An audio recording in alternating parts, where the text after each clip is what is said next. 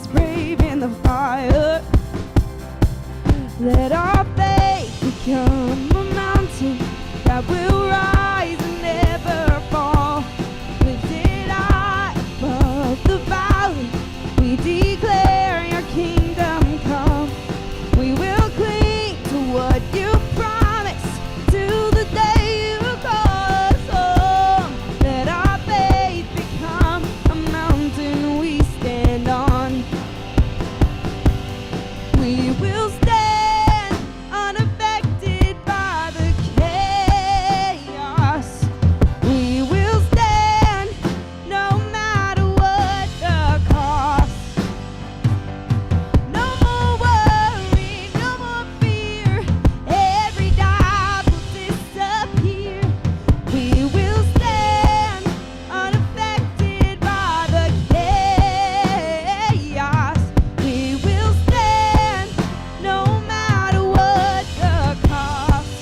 Oh, no more worry, no more fear. Every doubt will disappear, disappear. Let our faith become a mountain that will rise and never fall. Lifted high above the valley, we declare your kingdom come. We will cling to what you promised till the day you call us home. Let our faith become a mountain that will rise and never fall. Lifted high above the valley, we declare your kingdom come. We will cling to what you promised till the day you call us home. Let our faith become a mountain we stand on. Oh, let our faith rise.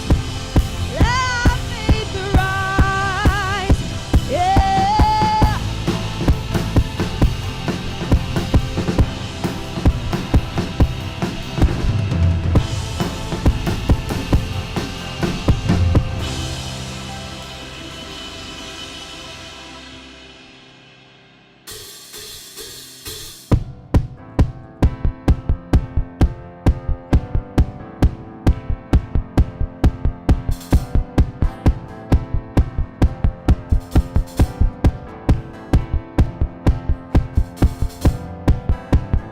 Heaven thundered and the world was born. Life begins and ends in the dust you form. Faith commanded and the mountains moved. Fear is losing ground to our hope in you. Unstoppable God, let your glory go on and on. Impossible things in your name, they shall be done. Freedom conquered, all our chains undone. Sin defeated, Jesus is overcome. Mercy triumphed when the third day dawned. Darkness was denied when the storm was gone. Yeah. Unstoppable God, let your glory go on and on. Impossible things that you name, they shall be done. Unstoppable God, let your glory go on and on. Impossible things in your name, they shall be done.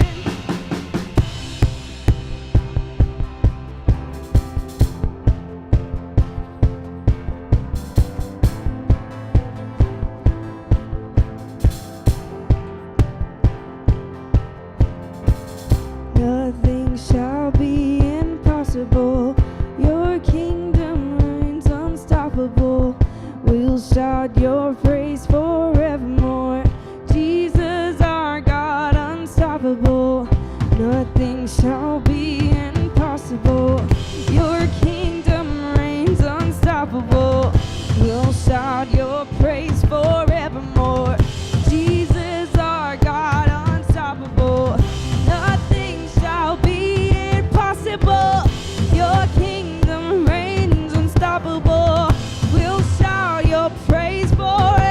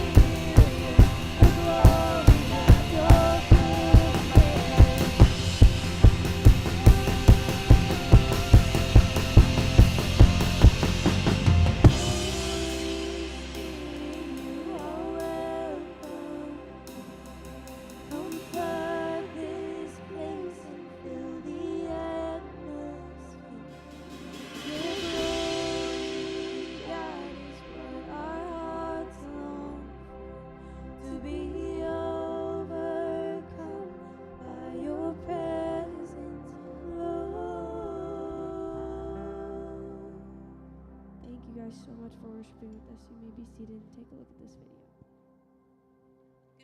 Good morning, Timber Ridge Church. We have a few quick announcements and then we will get right into today's message. Before you sat down in your chair, you may have noticed a connection card.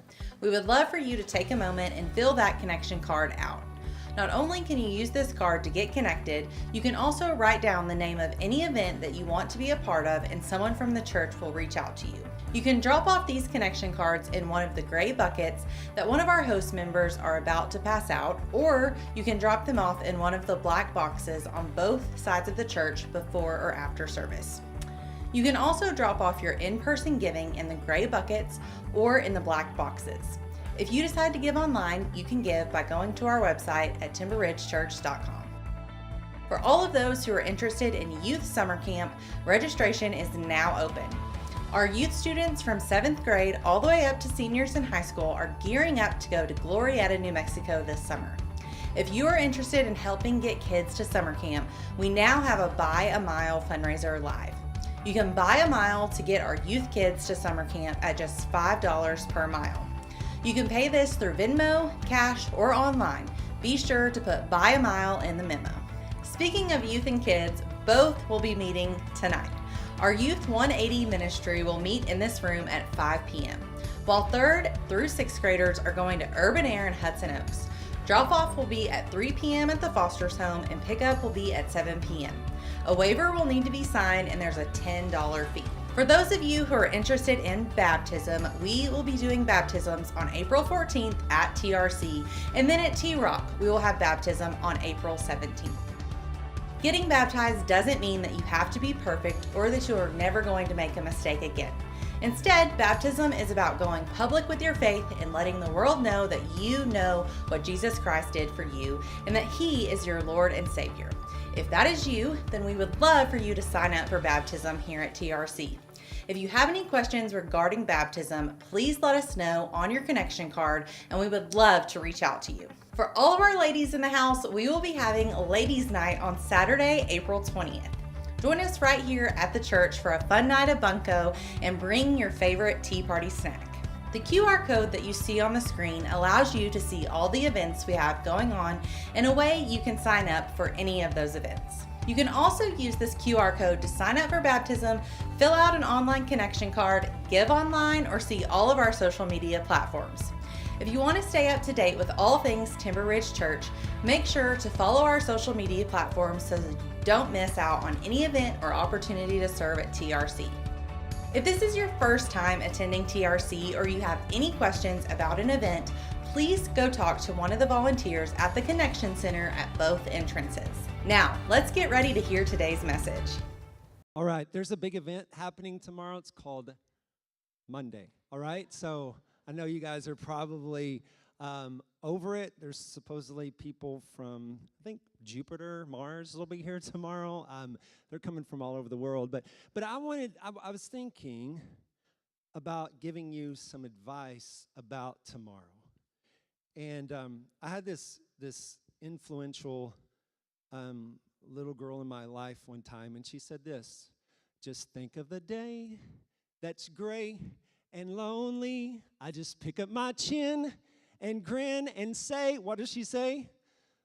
Tomorrow, the sun will come out tomorrow, so don't worry about it. Annie's already on it, okay? So today, what we're doing, welcome. We're so excited that you are here. We're starting a series called He's Alive, Now What? I believe there's opportunities when we have events, for example, the cross, the most important thing, the cross and the resurrection. Without that, our faith is dead. But at the same time, I think we speed through it. It's like, oh, we got to talk about the resurrection. Oh, we got to do this. And then we just jump into something else. The Holy Week, the Passion Week, we learn a lot about Jesus and his interaction with people like you and I. And then after the resurrection, we see something else. Jesus is on the earth for about 40 days, all right? And in that, I believe there's an opportunity for us to get to know how Jesus responds to some certain situations that we still deal with today.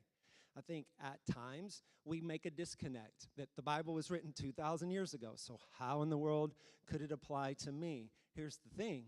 with God being your Father, at the same time, the author of the Bible, he has a lot of connection and context that speaks to where we are at this very moment in our life. So the next few weeks, we're going to talk about he's alive, now what? What does that mean for us? Now, what we're going to start, you see, I have a chair, and every one of us has a chair in our life. And I want to say this.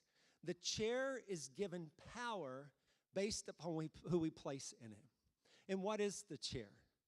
One of the questions that I've seen over and over again in my life is when I go through something, there is always a chair that has a person, an experience, a failure, a success, a moment, a memory, a regret that's always waiting for me.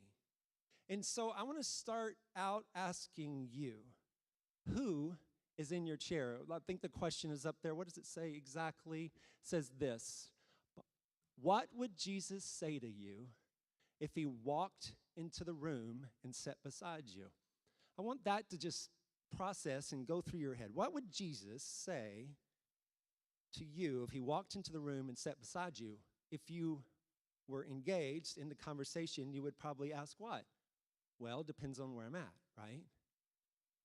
Does it? Does it depend on where you are currently? But instead of Jesus, we put other people in this chair. And that can be a positive or a negative. For example, sometimes we put parents.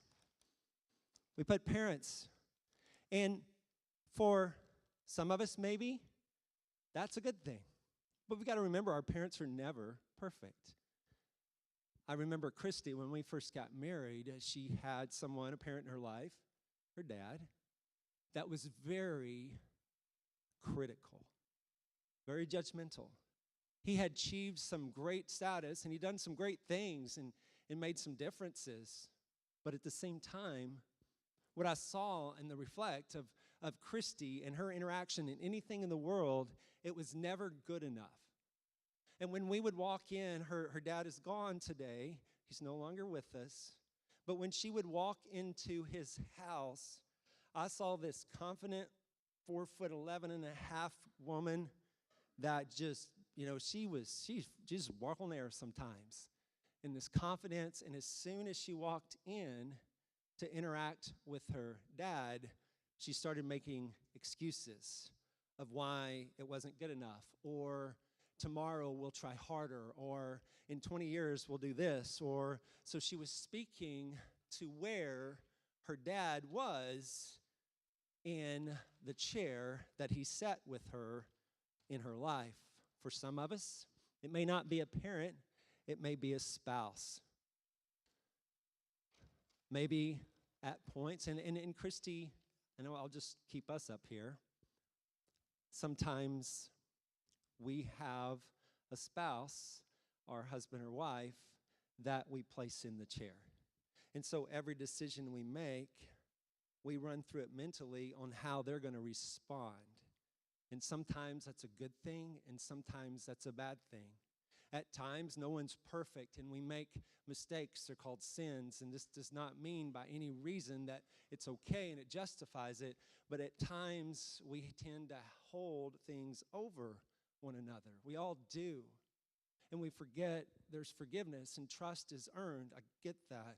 But sometimes we run things through the chair and respond to the way we think our spouse is going to react. And then we continue as we get a little bit heavier into the conversation. It's our ex-boyfriend, ex-girlfriend, ex-wife, ex-husband, and words we have heard them say and responses to situations that have happened in our life. We have given them a seat in our life to continue to speak to us. And so everything we engage with, every decision that we possibly make, or let's say even this, every future person that enters our life, we react based upon what they told us. And that is not always good. How about this one? Successes. One of the things that Christy and I were able to be a part of, because we had an amazing board and we had amazing supporters and we had amazing kids. But the House of Moses, we were able to see God do some really cool things. But success can sometimes get in your head. And not so much of the head that you are like, oh my gosh, I am so good. No, you give success a seat and you're saying, okay, God, you allowed me to do something super cool, super early in my life. And how does it get any better than that? So some of us let past successes speak to our current situations. And then we have this word. And this word not only have events, experiences, actions, sins, opportunities where we tried and failed, but then this one's huge. This one's really, really big. Failure. A lot of times, and if you want to be completely honest with yourself right now, a lot of times what occurred to the 8-year-old in your life is still speaking to where you are now. Because you have put someone in the chair, you have put an event or a situation in the chair. And today I want to come back to this question. What would Jesus say to you if he walked into the room and sat beside you?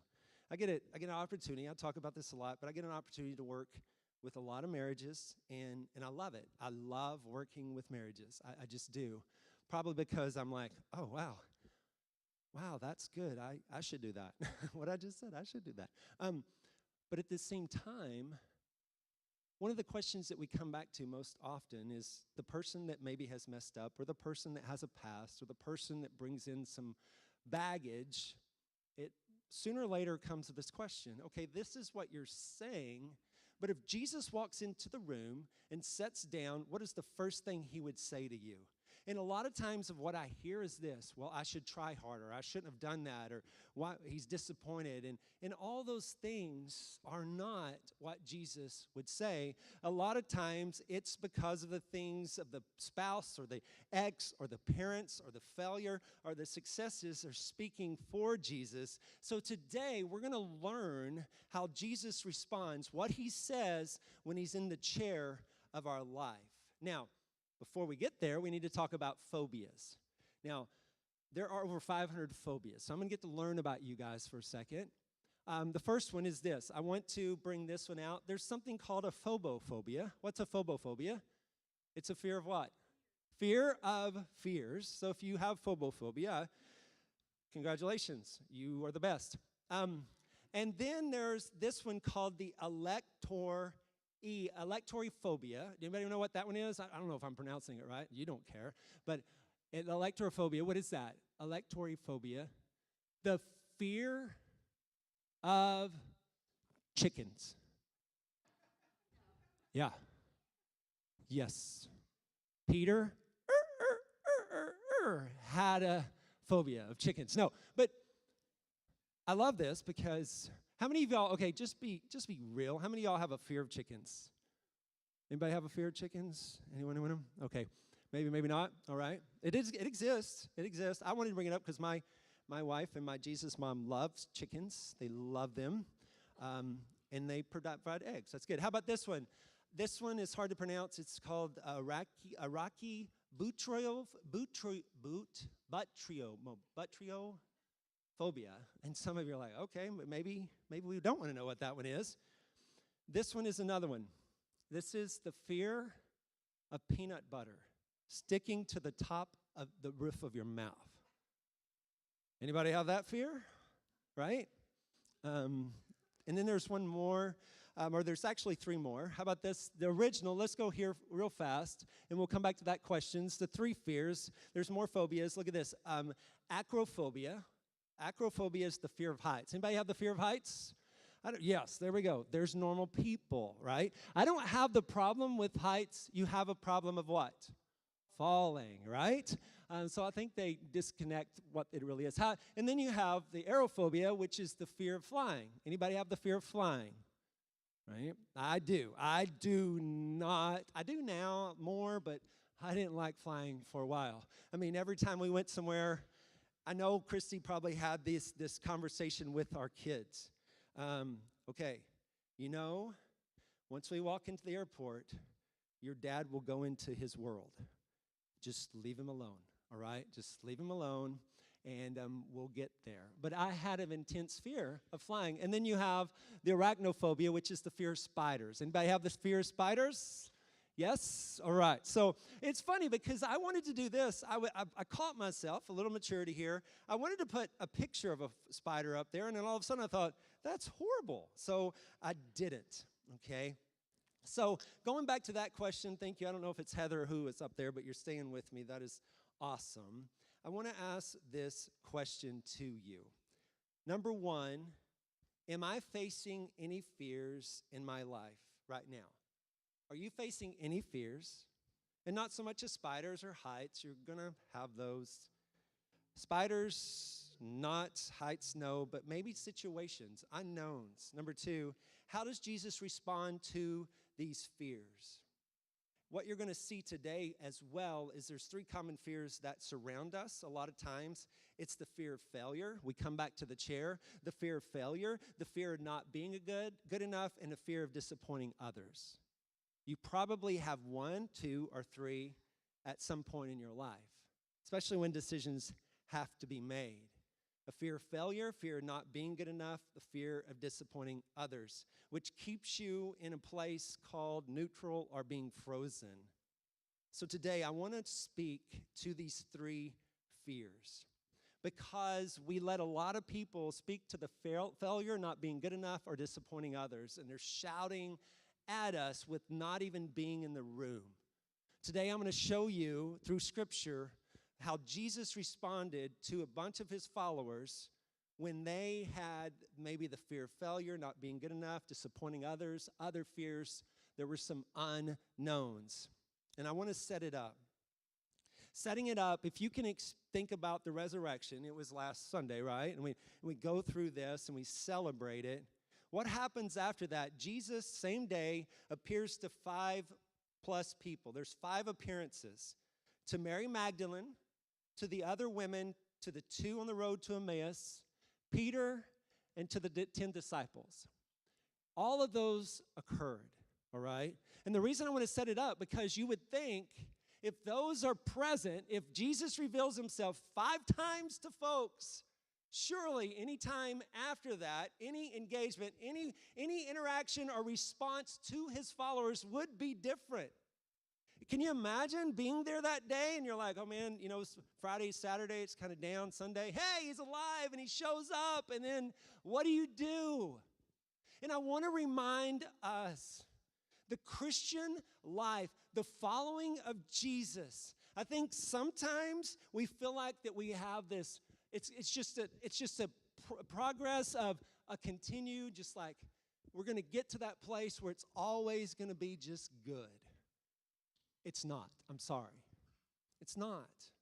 There's going to be struggles. There's going to be conflict. There's going to be sickness. There's going to be accidents. There's going to be death. There's going to be disappointments. There's going to be not making the team. There's going to be not getting into the class. There's going to be the child that it's just they've caused pain or whatever. We feel like we're not good enough, whatever. And then that response sends us sometimes into a tailspin in our faith journey. And I want to show you today that even when Jesus is present and engaged in your life, there are going to be moments when we put ourselves in a room. And there's going to be moments when we're afraid. We're going to be moments that there's some unknowns. Even when you know the Scriptures, even when you know that we should not have fear, even when you know that love drives out fear. Guys, it's part of the journey with Jesus. And you know what I've learned in getting a little bit older, 48? I have more to look back to in which Jesus has shown up in. I want to say that again. I have more years to look back to see what Jesus has shown up in. You know, and this is what I thought. I thought when I got older, I don't know what older is, but some of you college students and younger would say, yeah, you're old. My dad's younger than you. Ha ha, I don't care about your dad. He's not here, okay?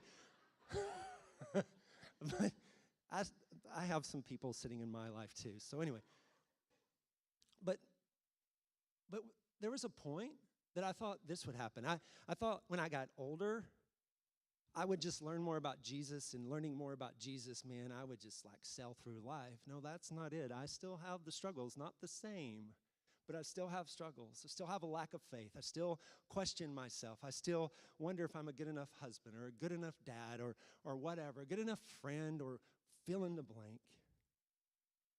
Wondering if God's going to show up, and knowing all the scriptures. I know about the Egypt crossing over into a dry land. I know they didn't even get there. It was dry. It was a dry sea. The dirt. They walked on dirt because guess what? It would have been a mess if they'd have walked through the Red Sea and it was still wet. It would have been a muddy mess. I know God goes to the extra. I know God shows up. I know God, going to Haiti. I know even our own kids and how He's placed them in our lives. I've seen God do it, but it wasn't an amount of scripture that I have known.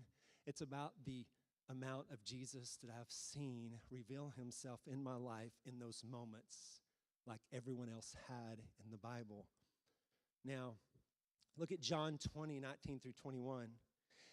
Anytime you read a passage of Scripture, here's some questions that I think are important. If you want to write these down, you need to maybe sometimes write down, okay, when did this happen? Where did it happen? What is happening? Why it's happening? And how it's happening?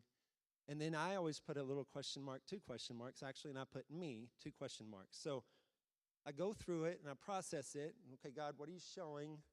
What are you revealing at that point to the people? But then how does it speak to me and to where I am in my life today? John 20:19 through 21. That Sunday evening, the disciples were meeting behind locked doors after Jesus had already appeared how many times? 5 times. Because they were afraid of the Jewish leaders. All of our locked rooms have a fear that drives us into it. And there's something in that room called a chair. And we let the chair speak to us. For example, a young woman who is looking for a someday to be married person.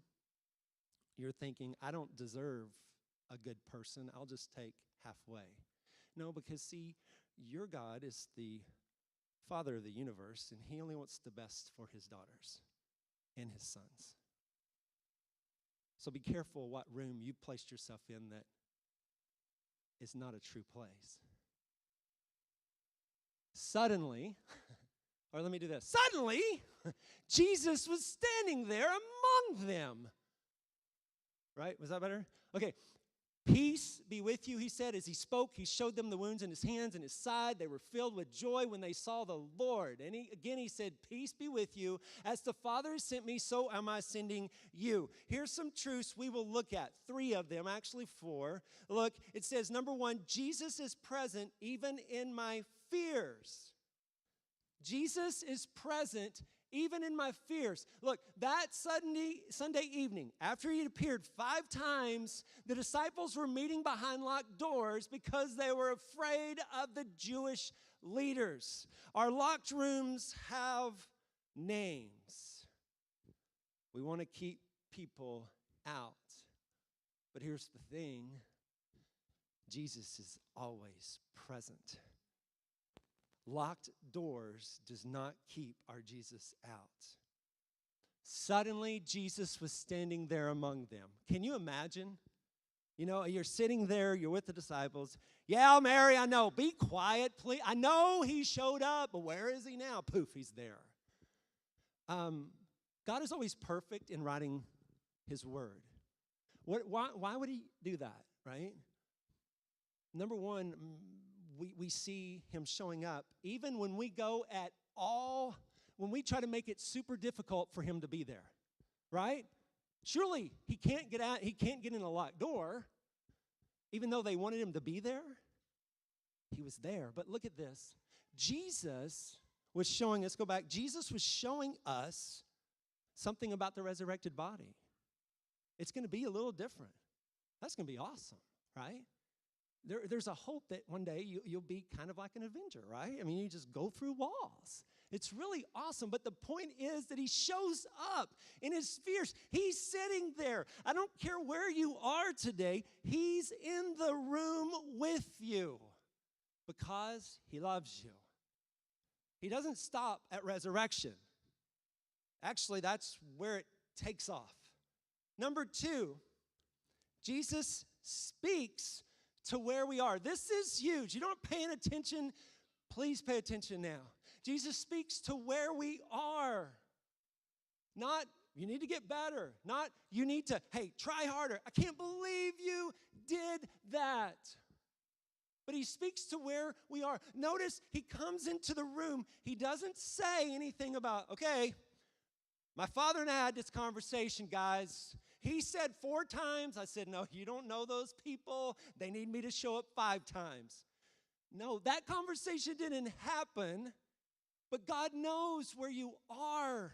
He knows what's going on, and he's in the room with you, and he speaks to where you are. Don't give God a voice that you made up from someone else, because look at what he says. What does he say? Peace be with who? You. Peace be with you. What does that mean? What that means, there's a peace that is inward. And being spirit-filled and psychotic is very close together. And what I mean by this, have you ever met someone that's going through all kinds of craziness and they have a peace? And you know, you see their life just kind of tumbling out of control with no fault of themselves, so to speak, and they have peace. Paul says it in Philippians, right? In Philippians 4, I've learned to be content, peaceful in any and every situation, whether well-fed or hungry, whether living in plenty or want, I can do all things through Christ. And Jesus speaks to peace to the disciples and to the people in the room, to where they were. Do we do that? Do I do that as a parent? Do I do that as a leader? Do I do that as a husband? Do I do that as a friend? A lot of times I don't. I speak to what? And you can tell me because you do the same thing. We don't speak to where people are. We speak to what? Where they should be. And there's room for that. And we'll see that in a second. But a lot of times, when my kids or when my friends or when the people that look to me as their leader, I don't speak to where they are. I speak to where they should be or what I think they should be doing. And what I do is I create more baggage for them to sit with in their room. But Jesus doesn't do that. Why do we speak to where people should be instead of where people are sometimes? Why do we tell people, well, they come to you and they're like, hey, I did this. Well, you know, you should have. Why do we do that? Because sometimes in the reality of my life, it's not about their comfort and their healing. It's about me looking good. And the difference between you and Jesus, me and Jesus and I, he's not insecure. He's not. And he speaks to where we are. And I love showing this passages when I'm working with people and I'm like, okay, what do you think Jesus say? Well, I'm not good enough. I shouldn't have done that. I need to be a better husband. I was like, no. Let's look at this. Peace first. Why? Why is it important for Jesus to say peace first? It's hard to hear when there's a lot going on right here. It is. And here's another thing about peace as well. And this is one of like the 300 billionth thing I don't understand about God, but it doesn't matter. The peace is here, but we have to what? We have to receive it. We don't have to work harder. We receive it. God, you're in control. Okay, so peace. Third, look at this. The third thing, his purpose doesn't change. This is what's great. This is so powerful. Because some of you think, because of the rooms you're in, the rooms that you've been placed in, the rooms that you put yourself in, the locked doors, surely you're disqualified to serve Jesus, or you're disqualified to go to the next place. You're disqualified from having a different tomorrow than you experienced growing up. Surely there is, okay, you deserve 30%. No. Some of you saying, how can I ever serve Jesus? What can I do for Jesus? Because all the things that I've done, remember, he qualifies you, not the people that have been put in the chairs. Again, he says, peace, says it twice. As the Father, look at this. As the Father has sent me, so I'm sending you. So let me get this right, God. The people that your son spent 3.5 years with, the people that deserted him, and wasn't there at the final week. One was at the cross. He stood from a far distance. One denied. Everyone kind of came back. Then the Judas thing happened. Man, there's a lot there that Jesus could bring in the room with him, but he doesn't. And why, I wonder, why does he say the Father has sent me? Hey, guess what? You saw me and I'm calling you, but remember, the Father calls you too. Doesn't matter. I'm still going to work through you. Guys, de-thaw yourself. Get out of the freezer. And say today, hey, God, I'm like one of those disciples. And I need to remember, it's not my past. It's not even my present. It's you that determines everything about me. Your voice is the only one that matters. There's one more thing I did not put in here that I think it's important to point out. One last thing. If you'll go back to the passage in John, look at this. It says that Sunday evening again. Look at verse 20. As he spoke, he did what?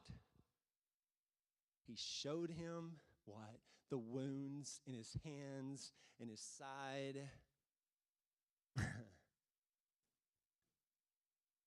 I don't know. I was trying to put myself in that room. But then I get so distracted, I was like, wonder what kind of lock they had. Was it one of those chain locks, or was it like, did they have one of those like fancy card locks that you walk through the hotel rooms now? Or was there like a big door thing that just like a big 2x4 that came down and locked? Then I get lost, and then finally I come back to what I was thinking about, and this is what I say. It's like, if I would have saw his wounds, and well, I wonder what I would have thought. And this is what revealed to me. Hey, remember, John, the reason I did this is because you don't have it together. And I do. And I do. Your sin, you're a broken person, and that's okay. I love you. But that's the reason, the very reason you're in this locked room shows the reason I had to go to the cross. That's why the Father sent me, because he knew the only way for you to get to where you would be, to where you are now, is through these scars. Now, for us as followers of Jesus, I want to flip this on us. Not only do we need, as I know, as parents, as friends, his husbands, his wives, his sons, his brothers, his whatever. We need to remember to speak to where people are, but at the same time show them our what? Scars. Because scars speak of healing. As a parent, as a future parent, as a friend, sometimes what it comes down to is, what difference has Jesus made in your life? And that comes through the scars, because he's the one who heals. So where do we go from here? We're almost finished, guys. Point number one, or this question first: how does knowing his response to my fears change my outlook today? How does knowing his response to my fears change my outlook today? What does it do for you? I'm going to ask you, number one, today, to the one who is questioning God's existence, he is there. I love this. Being all-knowing. He saw you in your locked room even before there was a room or you. And he shows up. He shows up. Nothing takes him by surprise. Number two, to the one who is doubting if God could ever love them, God is love. God is love. His love is not based upon the conditions of your best day or worst day. It is based upon no condition other than he loves you. Other than he loves you. Y'all missed it, man. I was just going to tell you. Thursday, we went to a concert. What was the people's names? What was that name? Anybody go to the concert? No, there's only 40 here, so probably none of you did. But it was a powerful concert. And this is what the guy said. I mean, they were pretty big band. And he says this, amongst the 40 people in the Steamville Auditorium that holds like 800 people. Successful crowd. He says this.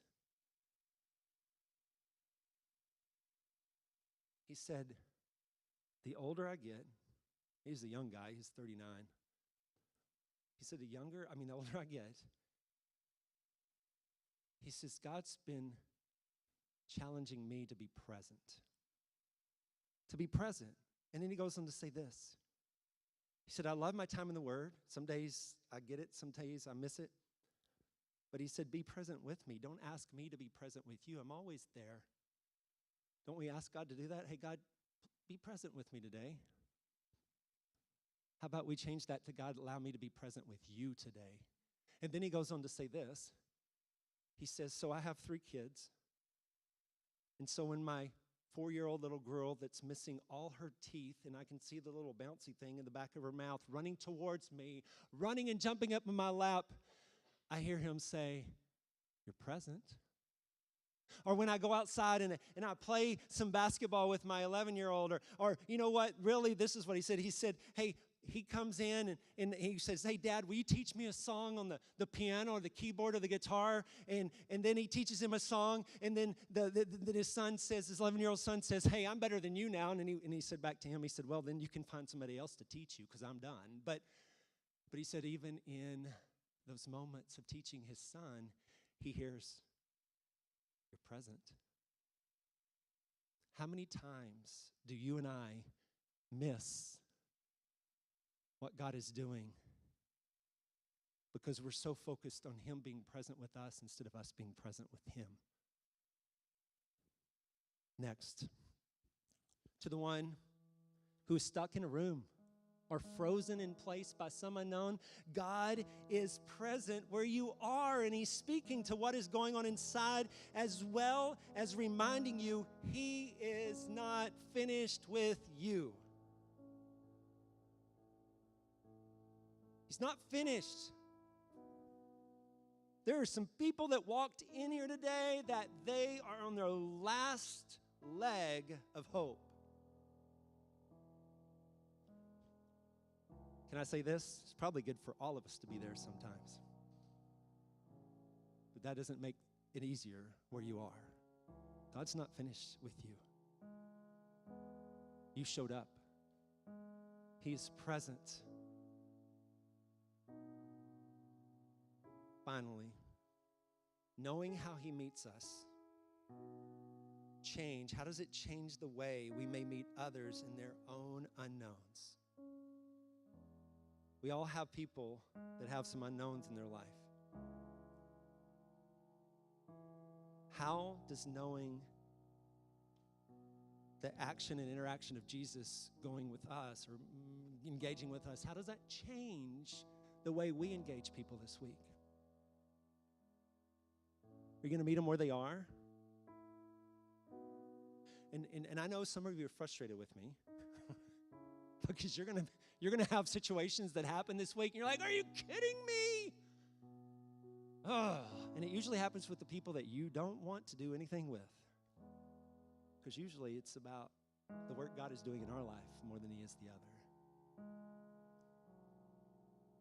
But are you willing to show the scars? Are you willing to speak to where they are and quieten the chairs of yesterday and focus them on the chair of who Jesus is and what He's saying in the room? The final comment, and then I'll pray. A lot of times it's hard, I know, because you're stuck in the middle, like literally stuck in the middle between someone. And you may have something you want to come and pray over or pray about or talk to us about.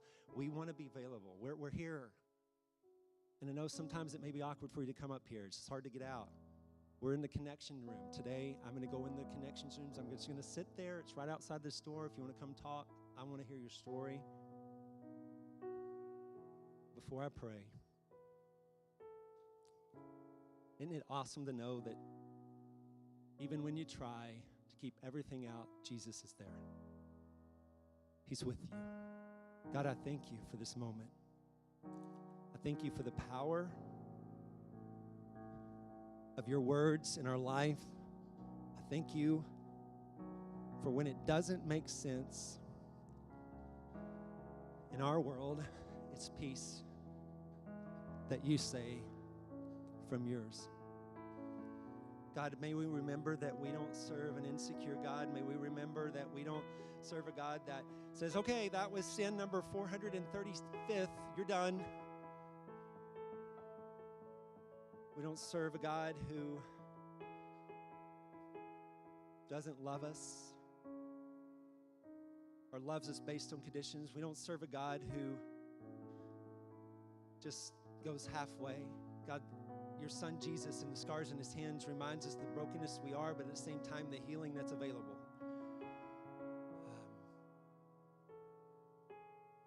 In a way, Jesus, on Resurrection Day,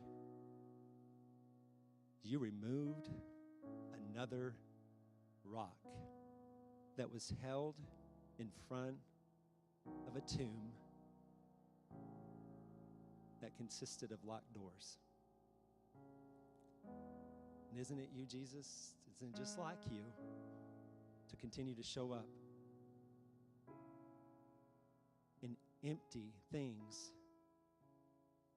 that are full and locked and closed? God, so our hearts today, some of our hearts may be locked up, and we've locked some doors. Jesus, we are so thankful that resurrection is still occurring. You're still speaking from death to life. You're still speaking from sin to healing. You're still speaking to old to new. You're broken to healed and purpose. So God, do only what you can do. And we pray all this in Jesus' name. Amen.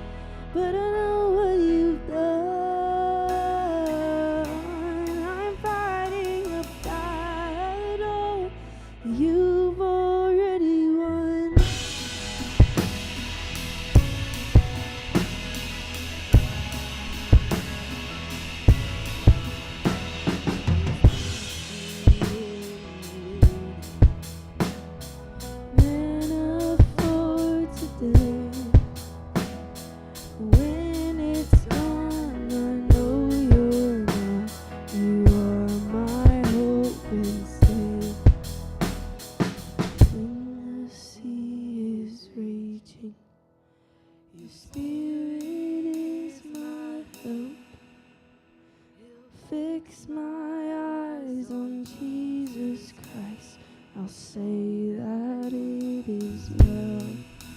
Oh, I know that it is well.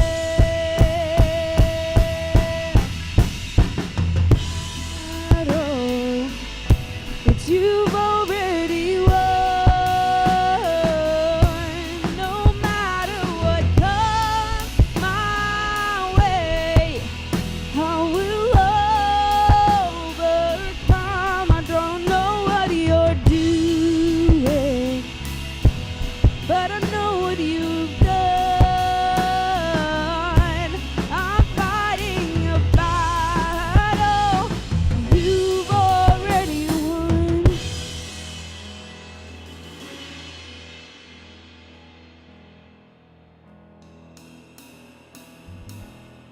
I know how this story ends.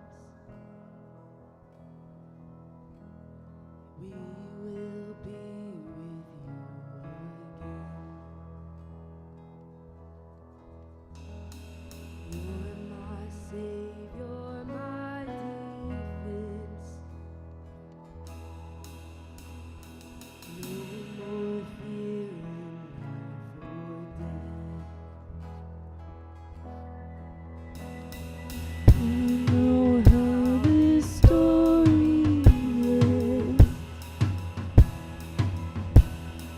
We will be with you again.